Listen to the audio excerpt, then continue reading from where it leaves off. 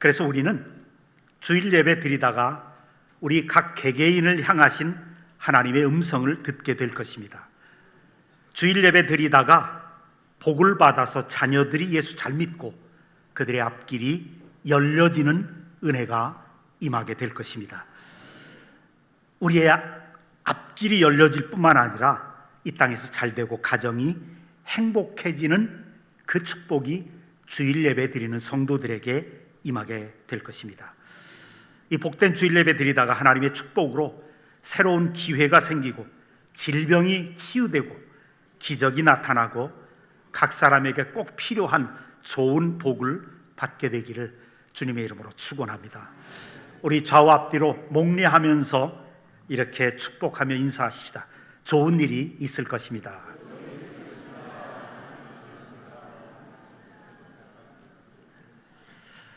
여러분께서 기도해 주셔서 피정 기간 동안 많이 쉬고 많이 먹고 또 많이 생각하고 꿈 같은 행복한 시간을 보냈습니다. 첫 번째 한 주간 동안은 우리 두 딸들의 전 가족의 가족 모임으로 일주일 동안을 행복한 시간을 보냈습니다. 두 번째 주간은 교회로 돌아와서 월요일부터 출근하면서 사역은 하지 않았지만 말씀을 보면서 휴식을 취했습니다. 하나님의 은혜를 누리고 또 재충전을 하는 시간들 갖게 되었습니다. 기도해 주신 여러분들께 진심으로 감사를 드립니다. 자녀들과 함께 보낸 한 주간 동안 저는 아버지로서 저의 자녀들이 건강하게 살고 또 각자가 잘되고 또 하나님을 믿는 믿음 안에서 풍성한 삶을 살아가는 모습을 보면서 제가 얼마나 행복했는지를 모릅니다. 자녀들이 건강하고 자기 가정들이 잘 되는 것, 이거 보는 것이 부모의 기쁨이고 최고의 즐거움인 것 같습니다. 그런데 이것은 하나님도 마찬가지입니다. 하나님은 하나님의 자녀인 우리가 이 땅에 살면서 잘되고 건강하고 행복한 삶을 사는 것을 간절히 원하십니다.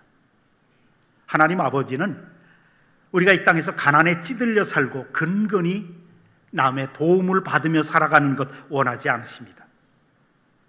하나님은 우리가 몸이 약해서 골골하면서 살아가는 것 원치 않으십니다. 하나님은 하나님의 자녀인 우리가 세계 어디를 가든지 그곳에서 꼬리가 아닌 머리로 많은 영향력을 끼치면서 살아가는 그것을 원하시고 또 그 삶을 계획해 놓으셨습니다.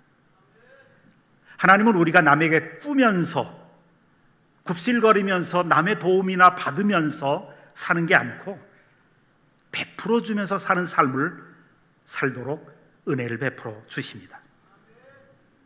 하나님 아버지의 최고의 즐거움, 그것은 우리 성도들입니다. 우리의 최고의 즐거움은 우리 자녀들이 잘 되는 거 보는 거죠.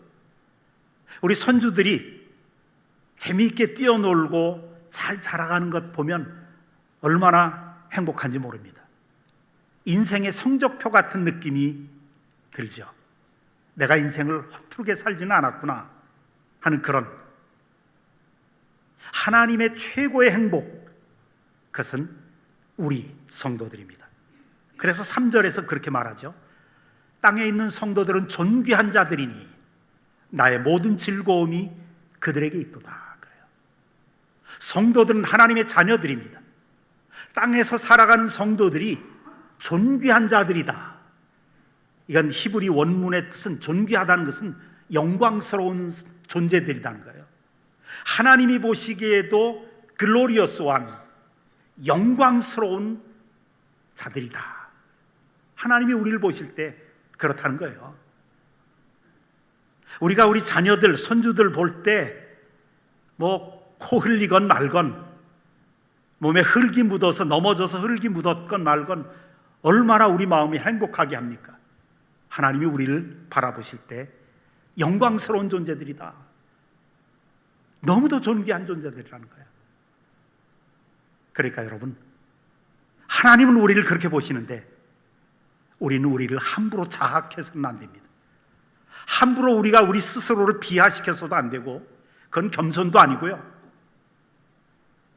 우리 자신을 함부로 열등의식에 쩔어가지고 아무것도 아닌 일에 막 자존심 내세우, 이 열등의식의 징조거든요.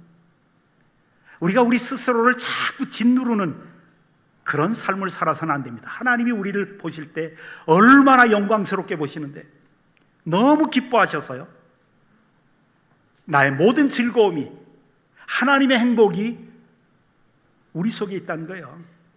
나의 모든 즐거움이 그들에게 있도다. 이것은 원문의 뜻은 뭐냐면 그들과 함께하는 것이 내 기쁨이다. 이 땅에서 살아가는 하나님의 자녀, 우리와 함께 하시는 것이 하나님의 즐거움이고 최상의 행복입니다. 우리 아버지이기 때문에 그렇죠. 제가 아까 말씀드렸듯이 가족 모임 할 때 우리 자녀들하고 함께 있는 것만 해도, 얼굴 보는 것만 해도 너무 행복하더라고요. 나의 모든 즐거움이 그들에게 있도다. 우리는 지금 경제적으로 어려운 시기를 걸어가고 있습니다. 물가는 계속 뛰죠. 코로나 이후에 우크라이나 전쟁으로 인해서 전 세계 경제가 얼어붙고 있습니다. 물가가 계속 오르고, 경기는 경기대로 자꾸 나빠지고, 청년 실업률은 아주 심각해지고, 이게 전 세계적인 경향이거든요. 정치는 정치대로 시끄럽고, 국민 전체가 힘든 기간인 것 같습니다. 중소상인들은 죽겠다고 난립니다. 그러나 여러분, 하나님은 이런 고난 속에서도 우리에게 번영을 주실 수가 있습니다. 남들은 다 추락할지 모르지만 우리는 높이 비상할 수가 있다는 겁니다. 왜요? 우리 옆에는 우리 손을 붙잡고 계시는 분은 주님이시기 때문에 그렇습니다. 아버지이시기 때문에, 하나님 아버지이시기 때문에. 여러분, 우리 주님이 어떤 분이십니까? 베세다 광야에서 그 5,000명의 장정들이 먹을 것이 아무것도 없어도 보리떡 5개와 물고기 2마리 가지고 그 5,000명을 먹이신 그분이 우리 주님이시고 우리 하나님이십니다. 그 주님이 우리의 재정에 복을 내리셔서 우리가 남들을 도우며 살아도 우리 창고가 차고 넘치도록 만드실 수 있는 분이 우리 하나님 아버지이십니다. 그러니 여러분, 힘든 일이 닥쳐도 움츠러들지 마십시오. 경기가 곤두박질치고 건강이 나빠지고 사업이 흔들거려도 어깨를 당당히 펴십시오. 왜요? 하나님 아버지께서 우리와 함께 하시기 때문에 그렇습니다. 우리의 삶의 근원, 우리 복의 근원은 오직 하나님이기 때문에 그렇습니다. 최종 결정권은 언제나 하나님께 있습니다. 하나님의 손 안에 모든 것이 있습니다. 상황이 아무리 어려워도 하나님이 우리에게 은혜 한 번 베푸시면 우리는 반드시 복을 받게 되어 있습니다. 하나님의 창고에는 우리에게 주실 풍성한 복들이 쌓여 있습니다. 그래서 상황이 아무리 힘들어도 우리는 하나님의 축복으로 번창할 수 있습니다. 어떤 상황 속에서도 하나님을 의지하고 믿음으로 나아가면, 최선을 다하면 하나님은 사막 한가운데에 있더라도 우리를 번영시켜 주실 수가 있습니다.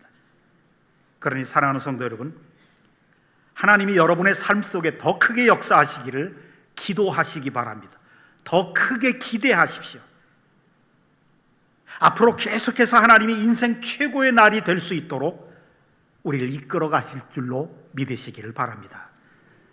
하나님께 기도하시되 초자연적인 문을 열어달라고 기도하십시오.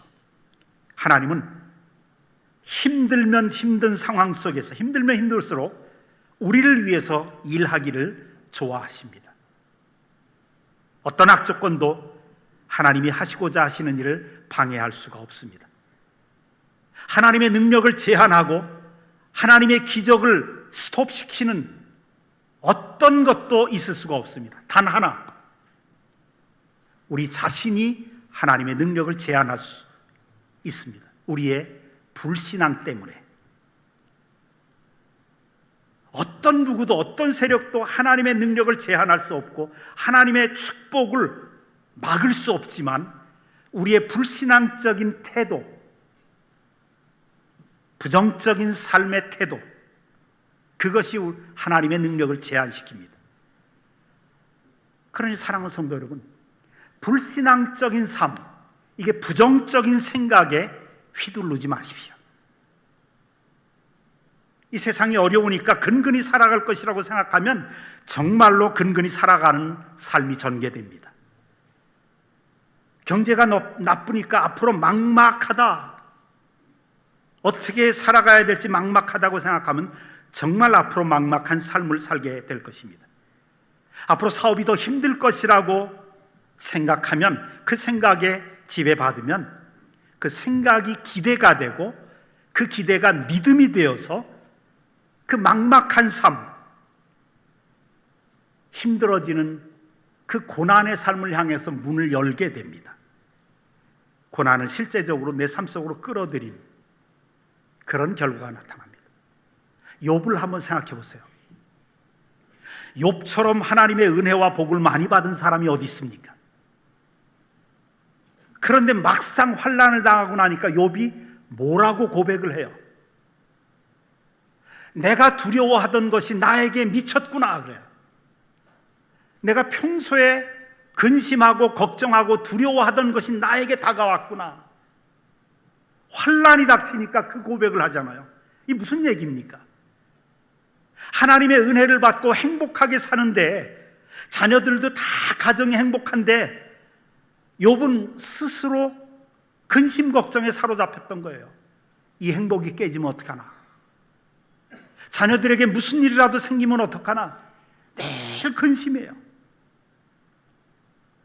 이러다가 내 건강이라도 다운돼서 쓰러지면 어떡하나, 그게 두려웠던 거예요. 그래서 환난이 딱딱 치니까 그 고백을 해버려요. 내가 두려워하던 것이 나에게 미쳤구나. 이런 부정적인 생각에 휘둘리게 된다고요. 그러니 사랑하는 성도 여러분, 우리는 하나님의 자녀입니다. 그래서 나는 이미 복을 받은 사람입니다. 그렇게 믿어야 돼요. 복을 받을 거라고 믿지 마시고, 하나님이 나와 함께 하시기에 나는 이미 복을 받았다고 생각해야 됩니다. 2절에 그렇게 말씀하시죠. 주는 나의 주님이시오니 주 밖에는 나의 복이 없나이다 그래요. 내 인생의 주인이 하나님이시니 주님을 떠나서는 나의 행복이 없습니다. 이 뜻은 하나님의 은혜가 지금 나를 온통 감싸고 있습니다 라고 하는 고백입니다. 하나님의 은혜가 나를 온통 감싸고 있기에 우리는 이미 복을 받은 것처럼 말하고 복을 받은 사람처럼 행동하고, 그것이 믿음입니다. 그럴 때 하나님의 은혜와 복이 우리에게 찾아옵니다. 이것이 진짜 믿음입니다. 그래서 주님이 기도에 대해서 말씀하실 때도 항상 그렇게 말씀하시잖아요. 너희가 기도한 것은 받은 줄로 믿으라. 그리하면 그대로 되리라. 아직 나에게 병 치유가 오지도 않았어요. 기적이 나타나지도 않았어요. 여전히 문이 닫혀 있어요. 그런데 너희가 그것을 위해서 기도하느냐? 그럼 이미 받은 것으로 믿으라. 기도할 때 이미 문이 활짝 내 앞에서 열리고 새로운 기회가 생겼고, 자녀들이 믿음 안에서 잘 살아가는 그 모습을 그리면서 상상하면서 주님 감사하라는 거예요. 이런 것을 주신 거 감사합니다. 그리고 간구할 때 하나님이 뭐라고 그래요? 너희 믿음대로 될지어다. 오늘 본문에 보면 하나님의 가장 큰 관심, 하나님의 마음속에 있는 가장 큰 행복에 대해서 3절에 땅에 있는 성도들은 영광스러운 존귀한 자들이니 나의 모든 즐거움, 행복이 그들에게 있도다. 우리가 우리 자녀들 얼굴만 봐도 좋잖아요.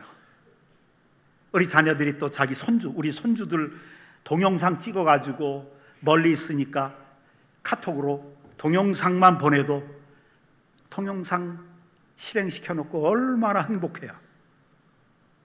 그것과 똑같습니다. 하나님도 우리 성도들을 보기만 해도 하나님이 행복해 하시고 마음이 기뻐지시고 너무나 큰 즐거움 가운데 있는 거예요.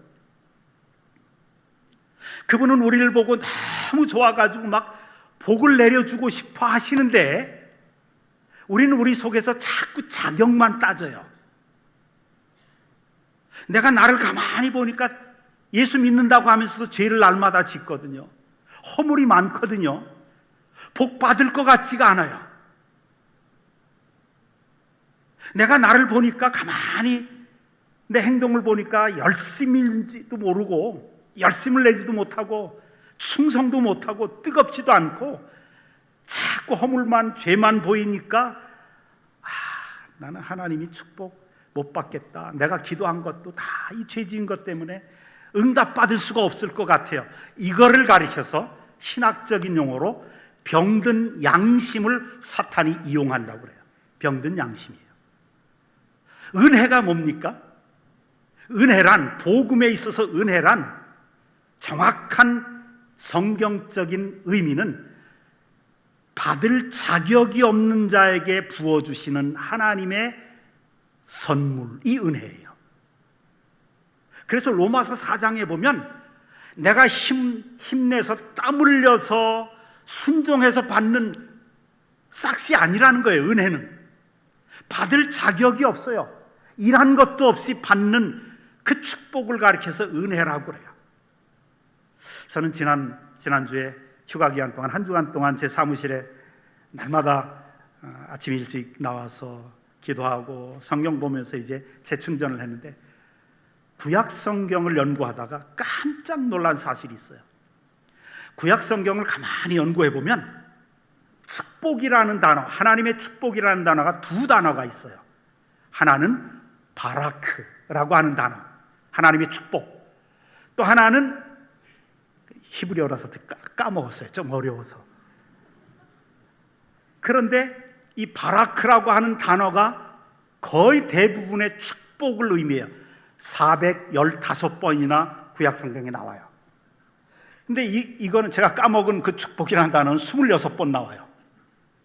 이게 무슨 얘기냐면 415번이 나오는 하나님의 축복은 두 종류가 있는데 거의 대부분이 뭐냐면 자격이 없는 사람에게 부어주시는 축복을 말해요. 내가 봉사했기 때문에 받는 게 아니에요. 봉사를 했건 말건, 내가 깨끗하게 살았건 그렇지 못했건, 죄를 안 지었건 의롭건 의롭지 못하건 간에 하나님이 부어주시는 축복을 바라크라고 해요. 구약 성경의 대부분의 하나님의 축복이 바로 이거를 말해요.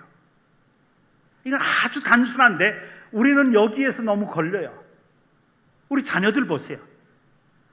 그 녀석들이 아빠 마음, 엄마 마음을 좀 아프게 해도 용돈 주잖아요. 핸드폰 바꿔달라고 하면 바꿔주잖아요. 먹고 싶은 거 있으면 또 사주잖아요. 자격이 돼서 우리가 뭘 주고 그러는 게 아니라고요. 하나님의 거의 대부분의 축복은 자격 안 따져요. 열심히 있기 때문에 주시는 게 아니야. 자녀이기 때문에 주시는 거예요. 그래서 죄 조금 졌다고 나는 기도 응답 받을 자격이 없다느니 이게 바로 사탄의 속삭임이거든요. 하나님이 주시는 은혜, 축복.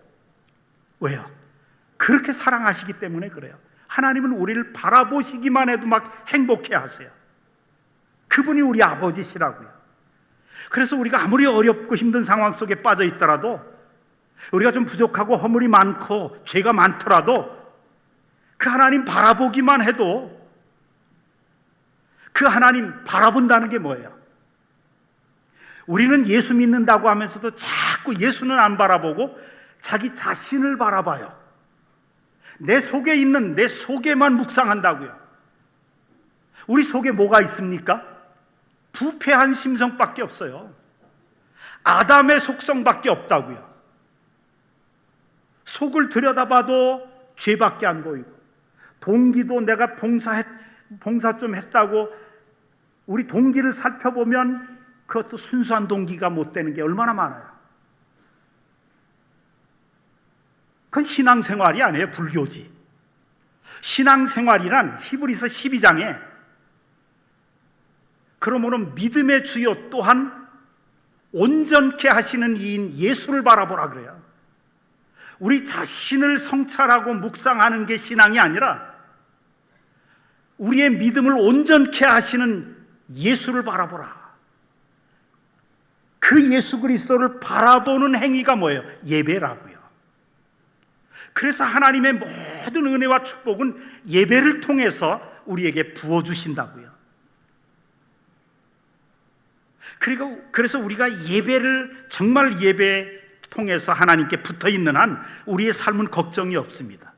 우리가 있는 곳이 바로 복이 나타나는 곳입니다. 우리는 사람이 하나도 없는 무인도에 떨어뜨려도 복을 받을 수가 있습니다. 왜요? 우리가 어디를 가든지 하나님의 은혜와 복이 따라다니기 때문에 그렇습니다. 우리는 복의 자녀들입니다. 은혜의 자녀들입니다. 은혜로 거듭나고 하나님의 자녀가 됐어요. 하나님이 함께 하시는 자녀라고요. 요셉이 그랬잖아요.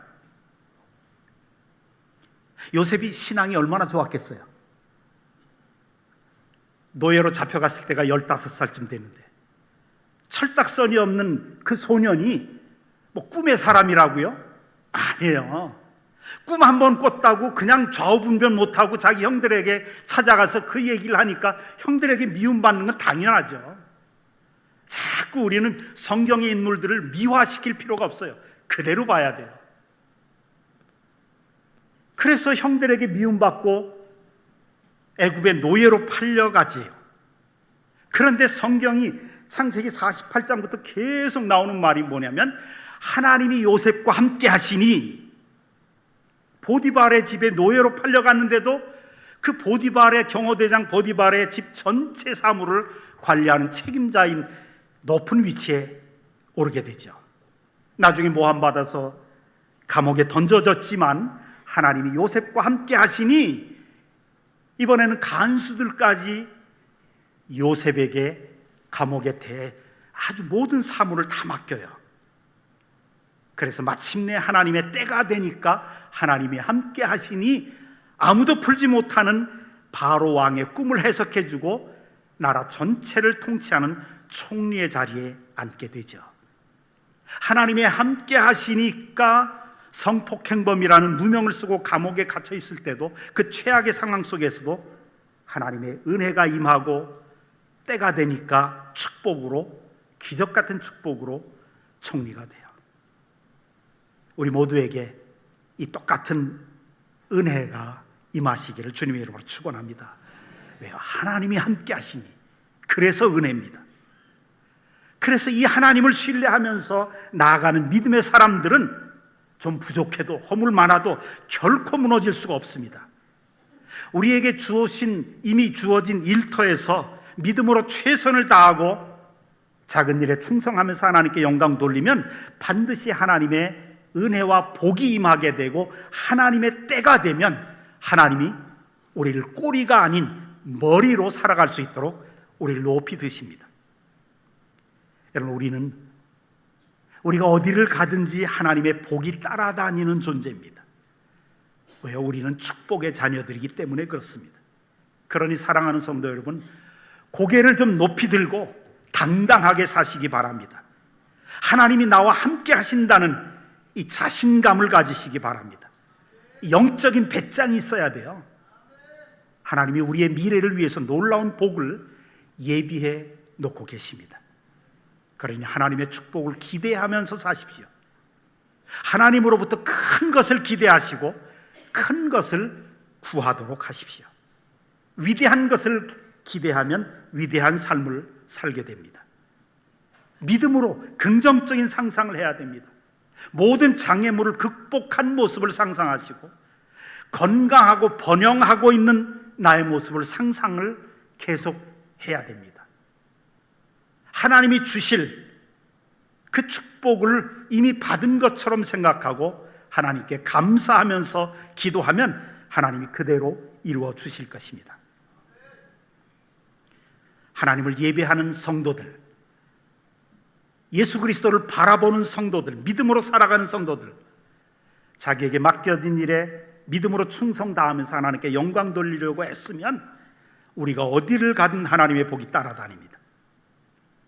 아무리 경기가 안 좋고 물가가 오르고 청년 실업률이 높아지고 세상 살기가 너무 힘들어도 성도들이 망하는 일은 없습니다. 오늘 10절에서 그렇게 말씀하시죠. 이는 주께서 내 영혼을 수월에 버리지 아니하시며 주의 거룩한 자를 멸망시키지 않으실 것이다. 주의 거룩한 자, 예수 그리스도의 보혈로 용서받은 하나님의 자녀들입니다. 하나님은 결코 우리를 망하게 하지 않으십니다. 반드시 생명의 길로 우리를 인도하시고 우리 가정이나 자녀들이나 우리 교회나 우리 나라를 결코 망하게 하는 일은 결코 없습니다. 5절에 그러죠. 여호와는 나의 산업과 나의 잔의 소득이시니 나의 분깃을 지키시나이다. 좀 옛날 용어라서 나의 산업과 나의 잔의 소득이시니 나의 분깃을 지키신, 이건 무슨 뜻이냐면 하나님이 우리와 함께 하시기에 우리에게 주신 가정과 자녀들과 사업체와 교회와 우리 나라는 반드시 잘 될 것이라는 이야기입니다. 하나님이 지켜주신다는 거예요. 하나님이 우리의 미래를 위해서 놀라운 복을 예비해 놓으셨습니다. 그래서 11절에 보면 이렇게 말씀하시죠. 주께서 생명의 길을 내게 보이시리니, 생명의 길, 살리는 길이거든요. 주의 앞에는 충만한 기쁨이 있고 주의 오른쪽에는 영원한 즐거움이 있나이다. 우리는 그냥 믿음으로 주님 따라가면 돼요. 우리의 고민은 따라가다 넘어지니까 고민이죠. 죄 짓고 넘어지니까. 그래도 괜찮다는 거예요. 다시 일어나서 또 따라가고, 다시 결심하고 기도 생활 다시 하다가 또 한 번 넘어지면 또 다시 일어나면 돼요. 하나님은 우리에게 완벽한 것을 요구하지 않으십니다. 자격을 정해놓고 네가 이 정도의 열심, 이 정도의 신앙이 되면 내가 축복하겠다, 이런 말씀 하신 적 없어요. 대신에 우리 속에 성령을 주시고 성령의 능력으로 다시 한번 해봐라, 새로운 문을 열어주시고 새로운 기회를 열어주십니다. 그래서요, 우리 앞에는 충만한 기쁨이 있고요, 주님을 따라가는 한 우리에게는 영원한 즐거움이 있나이다. 믿음의 생각들을 자꾸 마음을 가득 채우시고 가능한 입술로 자주 믿음의 말을 해야 됩니다. 하나님의 형상대로 지음받은 우리의 말에는 창조의 능력이 있죠. 말대로 이루어집니다. 죽고 사는 것이 우리 혀에 달려있다고 성경은 말씀하십니다. 그래서 우리가 매일 자주 하는 말, 이 말들은 우리 뇌 속에 암시를 주고 이 암시를 준 말 그대로 우리 몸과 마음이 움직이게 되어 있습니다. 말의 능력이죠. 그래서 우리는 습관적으로라도 자꾸 부정적인 말을 하는 건 안 하려고 노력하지 마시고, 그럴 필요 없어요. 이미 체질이 돼서 할 수 없는 거고 다른 습관을 기르면 돼요. 가능한 자꾸 믿음의 말을, 긍정적인 말을 자꾸 해야 돼요. 그러면 나중에 이게 대체돼 버립니다. 부정적인 생각, 부정적인 말, 이런 게 다 사라지게 돼 있어요. 그러니까 자기 소리가 자기에게 들리는 작은 목소리라도 자꾸 말을 해야 돼요. 우리의 말에 능력이 있으니까 마음으로 믿어 의에 이르고 입술로 시인하여 구원에 이른, 우리 말이 구원을 좌우할 정도로 능력이 있는 게 우리 말이에요. 그래서 자꾸 되뇌어야 돼요. 나는 하나님의 자녀다. 하나님이 이 우주를 창조하시기 전부터 나에게 복을 주시기로 예비해 놓으셨다. 하나님이 나와 함께 하신다. 아멘도 없어요. 나는 지금 하나님의 은혜 가운데 있다. 하나님이 나를 도와주시면 무엇이든지 가능하다. 하나님이 은혜 부어주시면 나는 반드시 재기할 수 있다. 하나님이 은혜 주시면 내 사업은 번창할 수 있다. 내 아버지가 이 우주의 주인이시다. 자꾸 되뇌이면서 습관을 그렇게 만들 때 우리 체질이 믿음 체질이 되는 겁니다. 여러분, 예수 안에 있는 우리가 이기지 못할 만큼 큰 적은 없습니다. 전능하신 창조주 하나님이 우리 아버지 되시고요, 모든 것이 하나님의 손에 달려 있는데 비록 지금 당장 상황이 좋지 않더라도 지금까지 크신 능력으로 지켜주신 그 하나님이 앞으로도 이끌어주시고 지켜주시고 축복하시고 번영케 해주실 줄로 믿습니다. 무엇보다도 먼저 하나님을 최우선 순위에 두고 살아가십시오. 주일 성수만은 하늘이 두 조각 나더라도 주일 성수만은 반드시 하십시오. 이제 여름이 돼서 그럴 형편이 안 될 분들이 많이 있을 거예요. 형편이 안 되면 인터넷으로라도 들어와서 예배 드리시고, 또 다른 나라에 여행 가서 시차 때문에 안 되면 여행 중에 그 나라에 있는 현지인 교회라도 나가세요. 한인 예배에 나가면 더 좋지만 찾기 힘들면 현지인 교회에 나가셔서 저 영어 모르는데요, 그 나라는 스페인어 쓰는데요, 모르면 어때요? 하나님이 내가 모른다는 거 다 알고 계세요. 괜찮아요. 예배의 자리, 은혜의 자리에 내가 있기만 해도 하나님은 우리에게 은혜와 복을 주시는 줄로 믿습니다. 그것도 없다 그러면 가톨릭 교회라도 나가세요. 같은 하나님이거든요. 우상도 많지만 뭐 그대로 따라할 필요 없고 거기 앉아서 찬양 얼마나 좋습니까? 저도 이번에 여행 가면서 주일날에는 인터내셔널 처치 가서 예배 드렸지만 새벽에 일어나서 운동하러 나가면서 새벽 예배를 성당으로 갔어요. 사람들 얼마나 많은지 몰라요.